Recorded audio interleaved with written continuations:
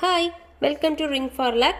இன்றைக்கி நாம் பார்க்க போகிறது ஒரு திண்டுக்கல் ஸ்டைல் மட்டன் பிரியாணி. இதுக்கு தேவையான பொருட்கள்: 1 கிலோ மட்டன் எடுத்து க்ளீன் பண்ணி வச்சுருக்கேன். அதுக்கப்புறமா 4 கப்பு ஜீரக சம்பா அரிசி எடுத்து வச்சுருக்கேன். அப்புறமா நெய், எண்ணெய், 1 டீஸ்பூன் மஞ்சத்தூள், ஒரு தக்காளி, ஒரு வெங்காயம், கொஞ்சமாக புதினா கொத்தமல்லி, ஒரு அரை கப்பு தயிர், ஒரு லெமன், 1 டேபிள் ஸ்பூன் இஞ்சி பூண்டு விழுது, அதுக்கப்புறமா 3 பச்சை மிளகா, கொஞ்சமாக புதினா, ஒரு 1/4 கப் இஞ்சி, 1/4 கப்பு பூண்டு, ஒரு பாதி வெங்காயம். உங்கள்கிட்ட சின்ன வெங்காயம் இருந்துச்சுன்னா 1 கப்பு சின்ன வெங்காயம் எடுத்துக்கோங்க. இது இவ்வளோ அரைக்கிறதுக்காக.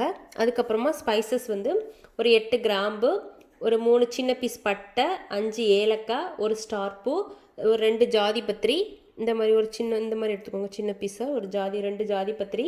அதுக்கப்புறமா 1 டேபிள் ஸ்பூன் ஜீரகம், அரை டேபிள் ஸ்பூன் மிளகு, 1 டேபிள் ஸ்பூன் சோம்பு, 1 டேபிள் ஸ்பூன் கொத்தமல்லி, 2 டேபிள் ஸ்பூன் மிளகாய்த்தூள், உப்பு 1 டேபிள் ஸ்பூன். இவ்வளோ தான். இப்போ வந்து எப்படி செய்யலாங்கிறத பார்க்கலாம். ஃபஸ்ட்டு இந்த ஸ்பைசஸ் எல்லாமே மிக்சியில் போட்டு நல்லா நைஸ் பொடியாக பொடிச்சிக்கலாம். இப்போ ஃபஸ்ட்டு ஒரு குக்கரில் மட்டன் போட்டாச்சு.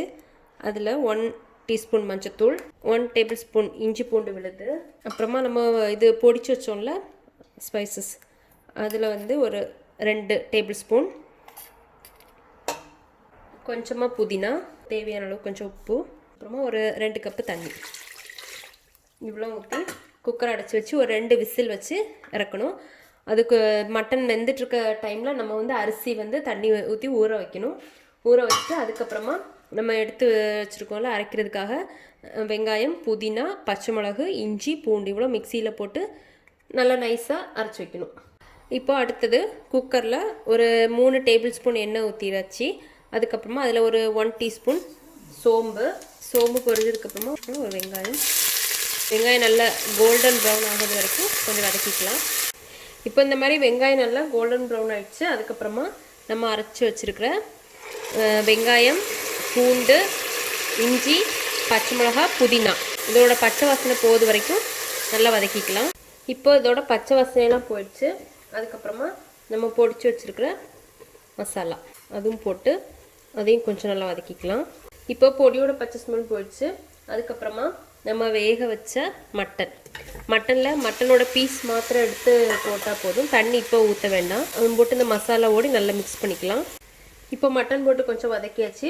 அதுக்கப்புறமா நம்ம கட் பண்ணி வச்சுருக்கிற தக்காளி போட்டு தக்காளி கொஞ்சம் வேகிறது வரைக்கும் வதக்கிக்கலாம். இப்போ தக்காளி வந்துடுச்சு. அதுக்கப்புறமா புதினா கொத்தமல்லி அதையும் கொஞ்சம் மிக்ஸ் பண்ணிக்கலாம். தயிர் ஊற்றி இதையும் நல்லா மிக்ஸ் பண்ணிக்கலாம். ஒரு 1 டேபிள் ஸ்பூன் நெய் ஊற்றிக்கலாம். அதுக்கப்புறமா நம்ம எடுத்து வச்சுருக்கிற லெமன் ஜூஸ் அதுவும் போட்டு நல்லா மிக்ஸ் பண்ணிக்கலாம். அதுக்கப்புறம் இப்போ நம்ம தண்ணி சேர்த்துக்கலாம். இப்போ 4 கப்பு அரிசி எடுத்துருக்கேன். ஒரு கப்புக்கு வந்து 1.5 கப்பு தண்ணி வச்சு 6 கப்பு தண்ணி ஊற்றணும்.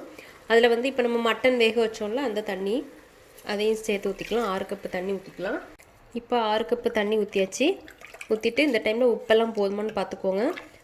பார்த்துட்டு தண்ணி நல்லா கொதிச்சதுக்கப்புறமா நம்ம அரிசி போட்டுக்கலாம். இப்போ நல்லா கொதிக்குது. இந்த டைமில் நம்ம அரிசி போட்டுட்டு நல்லா மிக்ஸ் பண்ணிக்கலாம். இப்போ குக்கரை அடைச்சி வச்சாச்சு. நம்ம இதை வந்து ஒரு லோ ஃப்ளேமில் 25 நிமிஷம் அப்படியே வச்சுக்கலாம். அதுக்கப்புறமா கேஸ் ஆஃப் பண்ணிக்கலாம். ப்ரெஷர் ஃபுல்லாக போனதுக்கப்புறமா ஓப்பன் பண்ணி பார்க்கலாம். அவ்வளோதான். இப்போ வந்து நமக்கு ஓப்பன் பண்ணி பார்க்கலாம். ப்ரெஷர்லாம் போயிடுச்சு.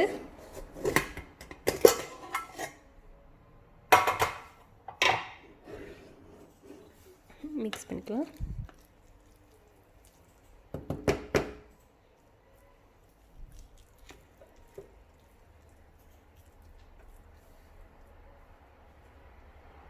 அவ்வளோதான். நம்மளோட Dindigul style mutton biryani ready ஆயிடுச்சு. நீங்களும் வீட்டில் ட்ரை பண்ணி பாருங்கள். பிடிச்சிருந்தா லைக் பண்ணுங்கள், சப்ஸ்கிரைப் பண்ணுங்கள். தேங்க்ஸ் ஃபார் வாட்சிங்.